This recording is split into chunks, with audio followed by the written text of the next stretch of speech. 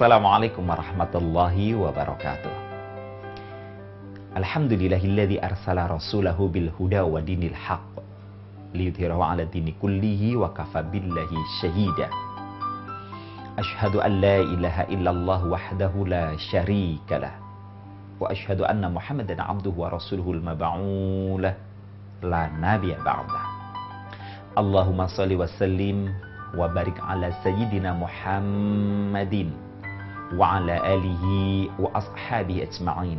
Amma ba'du. Sahabat Zakat TV yang dirahmati Allah Subhanahu wa taala. Apa kabar iman Anda hari ini? Doa dan harapan kami, semoga keimanan kita senantiasa meningkat dari hari ke hari.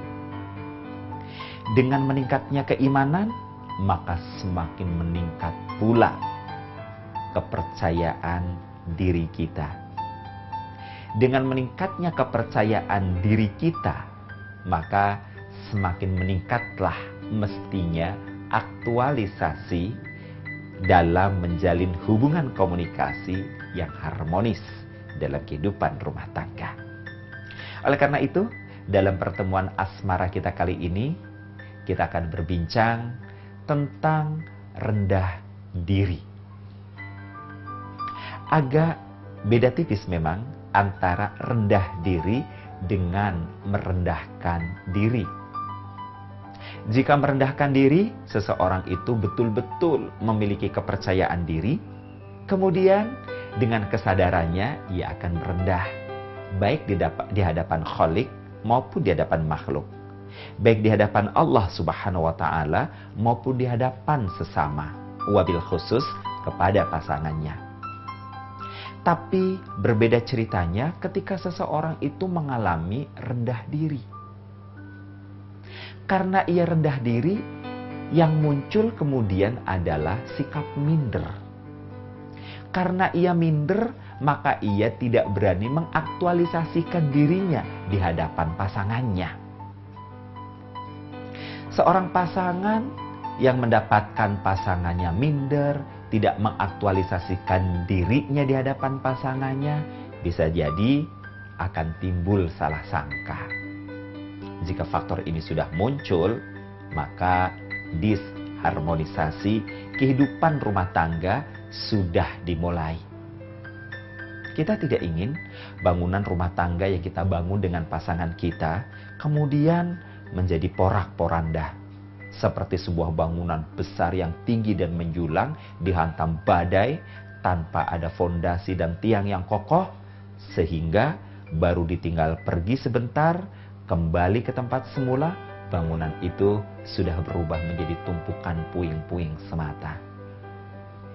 Kita juga tidak ingin kehidupan rumah tangga yang untuk memasukinya saja pada pesta walimatul urus selepas akad nikah sudah dikeluarkan biaya yang begitu besarnya. Ada sebagian orang yang mengeluarkan biaya pernikahan puluhan bahkan sampai ratusan juta. Bagi sebagian orang, terlepas juga dari keglamorannya yang bahkan bisa dibilang berlebihan, ada yang mengeluarkan biaya pesta sampai miliaran rupiah.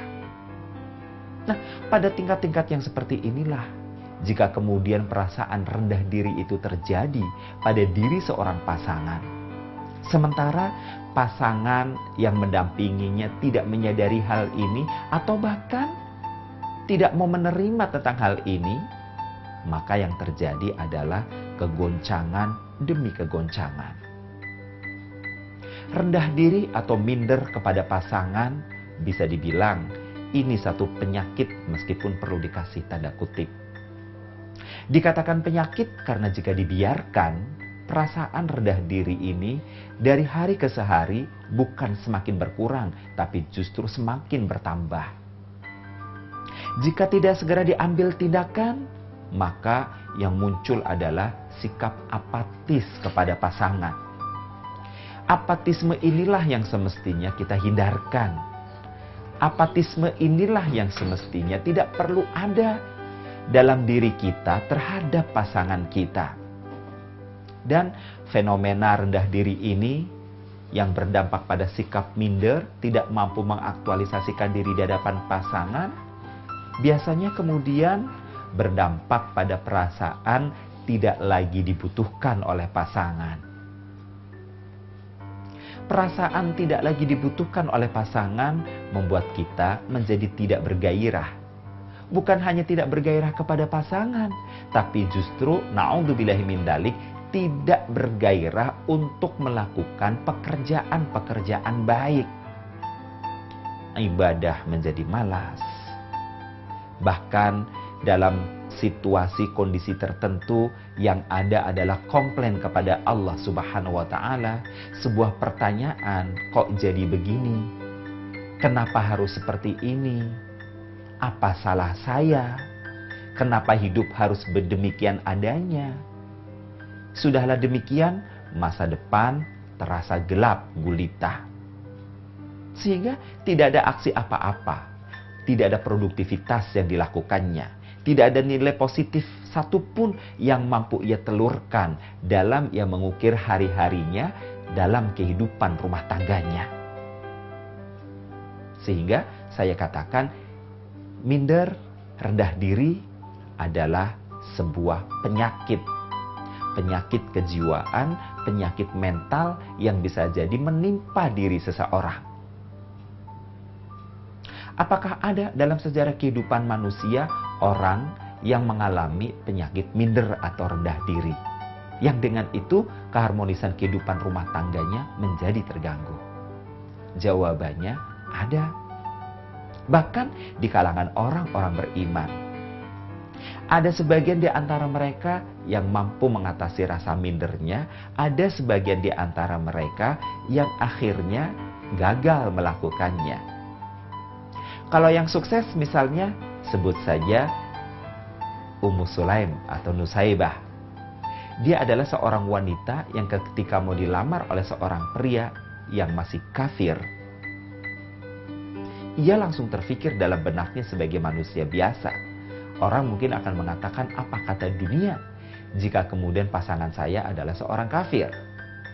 Maka seorang mukminah ini mengatakan kepada pria tadi, bagi wanita di daerah sini pantang menolak Anda sebagai suami ya Tuhan. Tak terkecuali saya. Tetapi saya melihat di antara kita ada jurang yang menganga. Aku mukmin sementara engkau masih kafir. Maka jika betul kau ingin melamarku dan sebagai orang yang sangat terpanjang pandang di wilayah ini, saya meminta mahar kepada Anda Tuhan.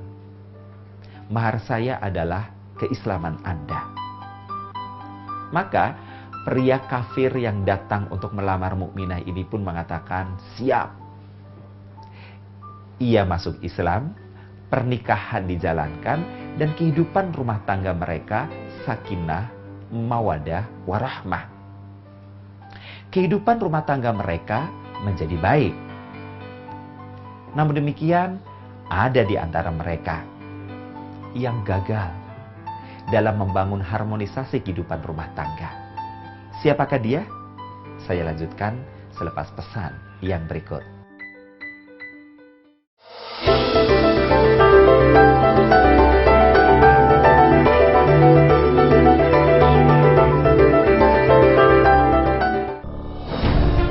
Ketika keindahan dunia merebak keselarasan, berbagi kemesraan.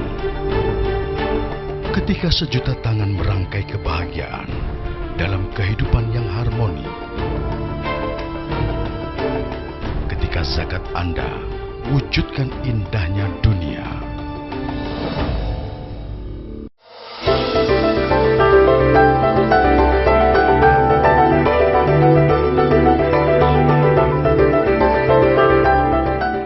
Ya, ada yang sukses dalam mengatasi keminderannya, tapi memang ada juga yang gagal. Bahkan kegagalan ini terjadi dalam keadaan kehidupan rumah tangga mereka diisi oleh orang-orang yang keduanya adalah orang-orang yang beriman, yang bertakwa kepada Allah Subhanahu wa taala. Mereka adalah abid dan abidah, alim dan alimah, soleh dan solehah, mujahid dan mujahidah. Dikatakan demikian karena mereka adalah orang-orang yang terlibat langsung dalam proses dakwah Islamiyah pada generasi awal. Yakni pernikahan antara putra angkat Rasulullah sallallahu alaihi wasallam, Zaid bin Haritha, dengan Zainab Al-Jahsy. Permulaan pernikahan mereka sebenarnya baik-baik saja, berjalan mulus tanpa ada hambatan yang berarti. Sempat terjadi sedikit kesalahpahaman di kalangan keluarganya, karena keluarganya menyangka kedatangan Rasulullah SAW ke rumah Zainab adalah untuk melamar Zainab buat Rasul Sallallahu Alaihi Wasallam. Ternyata Rasulullah Sallallahu Alaihi Wasallam hadir ke rumah Zainab, meminang Zainab untuk putra angkatnya Zaid bin Haritha. Yang masyarakat luas tahu kalau Zaid bin Haritha berasal dari keluarga budak belian. Nah, ternyata begitu rumah tangga sudah dimasuki, bahteranya sudah mulai berlayar. Baru beberapa pekan menikah, hampir setiap malam Zaid bin Haritha senantiasa pulang ke rumah Rasulullah Sallallahu Alaihi Wasallam. Awalnya dia tidak berkata apa-apa.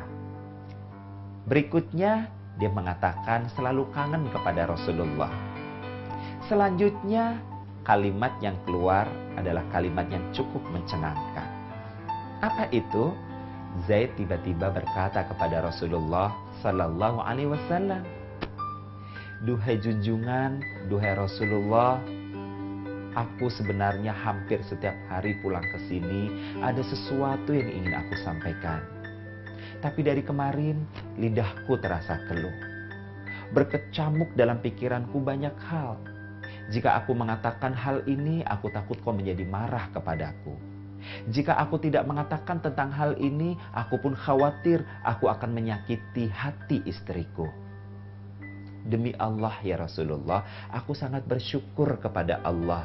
Aku sangat berterima kasih kepadamu bahwasanya Allah telah mempertemukanku dengan seorang jodoh yang begitu cantik kaya raya, begitu luar biasa. Aku berterima kasih kepadamu ya Rasulullah. Ini adalah wujud kasih sayangmu kepadaku dengan kebaikan kasih sayang yang sulit untuk aku lukiskan. Namun ya Rasulullah, dalam saat yang sama, aku tidak nyaman menjalani kehidupan rumah tanggaku bersama dengan Zainab. Ya Rasulullah, aku mohon kepadamu, ceraikanlah aku dari Zainab. Tentu saja Rasulullah Sallallahu Alaihi Wasallam menjadi terperanjat. Tidak ada angin, tidak ada hujan. Tidak ada api, tapi ada asapnya. Kasus yang sebenarnya cukup pelik. Rumah tangga mereka baik-baik saja. Zaid bersyukur. Zainab tidak pernah mengeluhkan tentang apa yang dilakukan Zaid kepadanya. Semuanya baik-baik saja. Semuanya mulus tanpa celah. Tapi Zaid bin Haritha meminta agar ayah angkatnya menceraikan dirinya dengan istrinya. Wanita yang cantik jelita, primadona pada kelasnya, dan ia adalah kelas bangsawan. Justru orang akan mengatakan yang ada adalah kesempurnaan pada diri Zainab. Selidik punya selidik. Rasulullah Sallallahu Alaihi Wasallam menemukan titik permasalahannya, yakni Zaid bin Haritha dia merasa minder menghadapi Zainab Al-Jahsy. Bagi Zaid, Zainab terlalu cantik sehingga ia tidak berani menjamahnya. Bagi Zaid, Zainab terlalu kaya sehingga ia merasa tidak kuasa untuk bisa menjadi imam baginya. Tidak ada pilihan lain kecuali dia mencoba untuk mengalah. Maka ia sampaikan persoalannya kepada Rasulullah Sallallahu Alaihi Wasallam. Meskipun jelas di balik hikmah perceraian antara Zaid dengan Zainab, ada skenario sang maha produser, sang maha sutradara, yakni Allah Subhanahu wa Ta'ala. Namun, dalam konteks peristiwanya masa itu, sungguh menjadi sesuatu yang tidak mudah untuk diterima, dilakukan oleh pihak yang bersangkutan pada masa itu. Bangunan sebuah rumah tangga, mahliga yang bisa mengantarkan seseorang pada kehormatan di tengah kehidupan masyarakat, terpaksa harus berakhir dengan perceraian. Sungguh tak terperikan sakitnya hati orang yang harus mengalami perceraian dalam kehidupan rumah tangganya. Tetapi memang dalam perjalanan kehidupan rumah tangga yang dilalui oleh Zaid dan Zainab, meskipun masih seumur jagung, terjadi ketidakharmonisan. Zainab mencoba untuk baik memberikan pelayanan kepada Zaid. Tapi Zaid cenderung vakum, diam tanpa ekspresi. Zainab mencoba untuk bersabar, tapi Zaid tidak sabar dengan keadaannya. Nah, rumah tangga mereka menjadi contoh bagi kita. Jika rendah diri, perasaan minder, nol. Nilai baik yang diberikan, yang diaktualisasikan dari diri kita kepada pasangan kita, maka bukan hanya disharmonisasi, tetapi na'udzubillahi min dzalik, rumah tangga pun terpaksa harus berhenti sampai di sini. Nah, apa fenomena yang terjadi hari ini? Apakah ada orang-orang yang mengalami ketidakharmonisan rumah tangganya disebabkan pasangannya minder terhadapnya? Jawabannya bukan sekedar ada, tetapi banyak pada kasus-kasus yang berbeda. Sejauh yang saya amati, biasanya faktornya adalah faktor ekonomi. Seperti apakah faktor ekonomi menjadi penyebab seseorang itu menjadi minder terhadap pasangannya, sehingga terjadi disharmonisasi dalam kehidupan rumah tangga mereka? Akan saya lanjutkan selepas pesan-pesan yang berikut.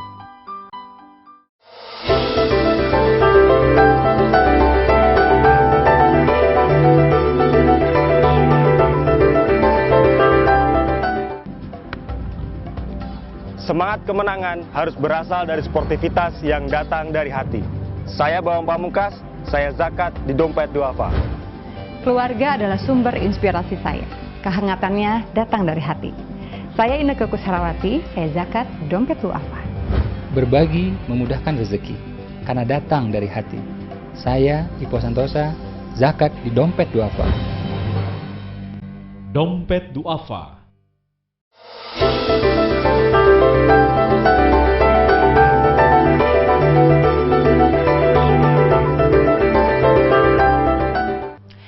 Disharmonisasi dalam kehidupan rumah tangga yang disebabkan oleh perasaan rendah diri atau mindernya seorang pasangan, fenomena di lapangan biasanya adalah mereka yang kehilangan pegangan penghidupan, kehilangan pegangan pekerjaan.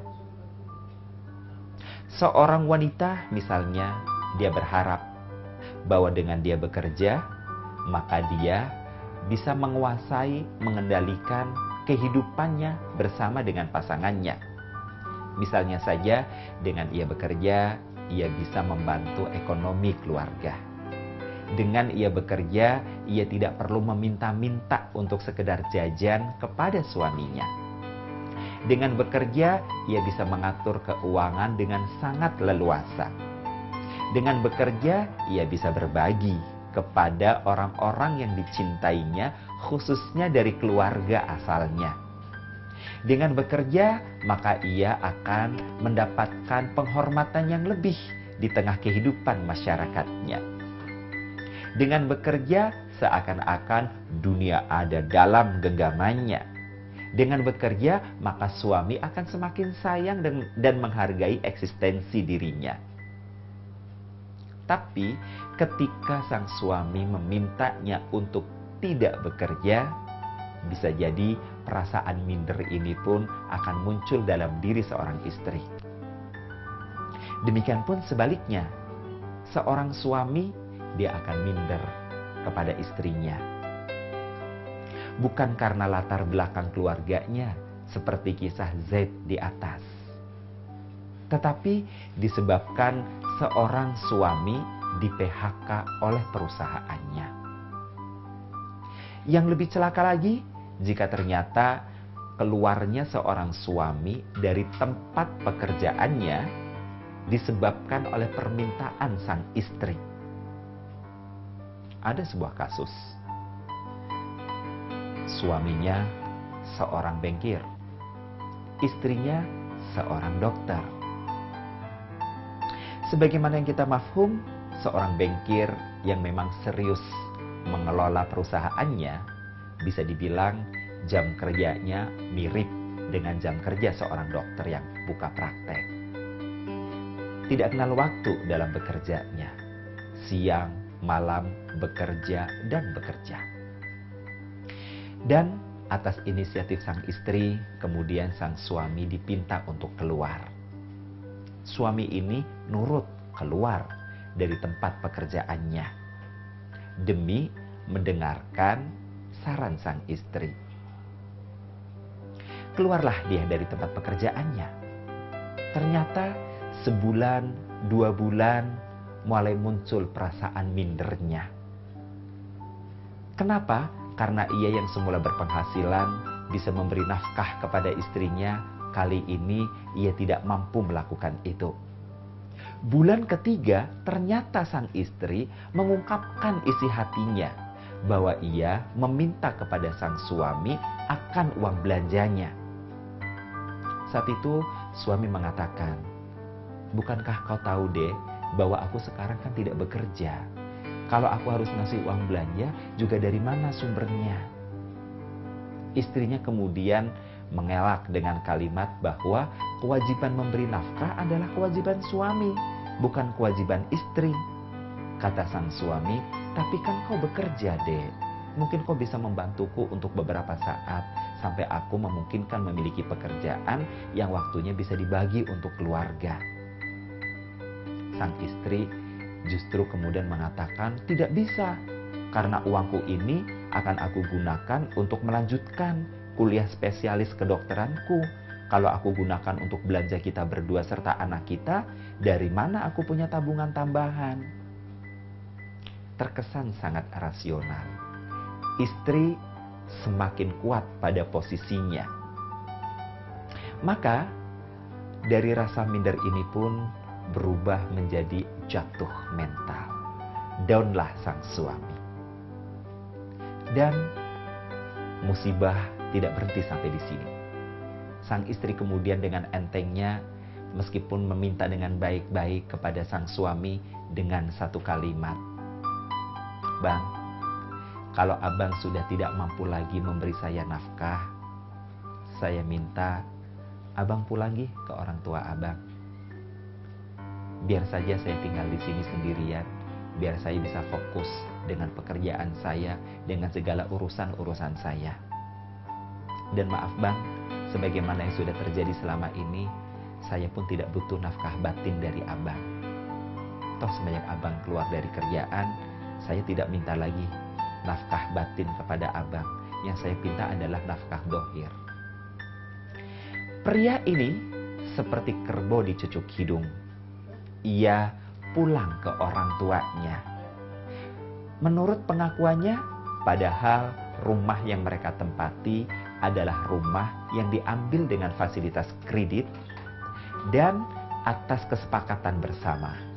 Selama sang suami bekerja, cicilan rumah dialah yang membayarnya. Tapi 3 bulan belakangan, semenjak ia tidak lagi bekerja, maka ia tidak bisa mensupport sang istri untuk menutup angsuran kredit rumahnya. Dan rupanya hal inilah yang menjadi alasan sang istri tidak mau membackup makan kebutuhan lain dalam keluarga, disebabkan keuangannya memang juga tersedot untuk menutupi itu semua. Sang suami menjadi minder. Sang suami seperti kehilangan mas'uliyahnya posisi kepemimpinannya. Sang suami merasa disappointed, merasa dicampakkan, merasa tidak dibutuhkan oleh sang istri. Puncaknya, sang istri menuntut perceraian. Sahabat Zakat TV yang dirahmati Allah Subhanahu wa taala, mestinya peristiwa seperti ini pun tidak perlu terjadi. Seorang istri yang baik, ketika ia menghendaki rumah tangganya terus berlangsung semata-mata karena Allah Subhanahu wa taala, bukan karena hawa nafsu semata-mata, niscaya ia akan mempertahankan rumah tangganya. Ia akan merangkul suaminya, ia akan memberikan motivasi yang baik kepada suaminya.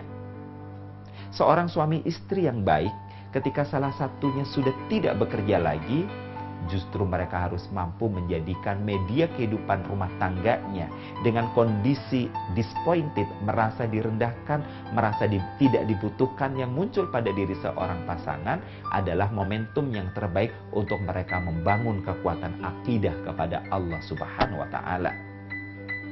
Yakni berbicara tentang rumah tangga adalah sepenuhnya berbicara tentang keimanan. Berbicara tentang rizki dalam rumah tangga adalah bicara tentang tawakal kepada Allah Subhanahu wa taala. Mudah-mudahan kisah-kisah di atas bermanfaat untuk kita semua. Bila taufik wal hidayah, wassalamualaikum warahmatullahi wabarakatuh.